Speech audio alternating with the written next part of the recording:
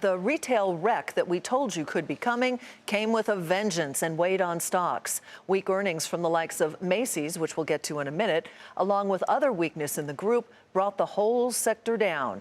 Now couple that from those weak earnings from Disney last night, and you had the ingredients for a 200-point plunge on the Dow. When it was all said and done, the Dow fell 216 points to 17,711. The Nasdaq dropped 49. The S&P 500 was off nearly 20.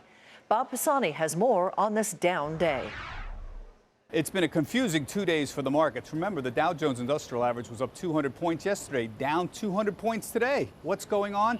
There's a lot of confusing counter trends going on in individual sectors. In retails, Macy's dramatically lowered its full-year guidance and confirmed a trend that started last week with the April retail sales numbers, that people are spending more on cell phones and travel, but a lot less on apparel, and a lot of that business is going online. That's an easy one, but healthcare was also down today, and that's a little harder to figure out. High-profile names like Valiant and Endo were down significantly. Endo sells branded and generic pharmaceutical products. It was recently announced that federal prosecutors are investigating drug makers' contacts with companies that manage prescription benefits in the U.S. In energy, the good news is that oil rallied as there was a bigger drawdown of oil inventories than was expected. Well, that's helping support the idea that demand is strong for the summer driving season and that this huge inventory of oil is slowly being worked off.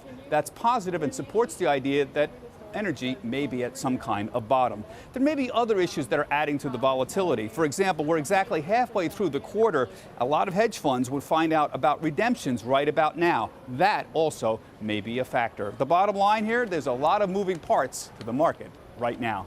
For Nightly Business Report, I'm Bob Pisani at the New York Stock Exchange.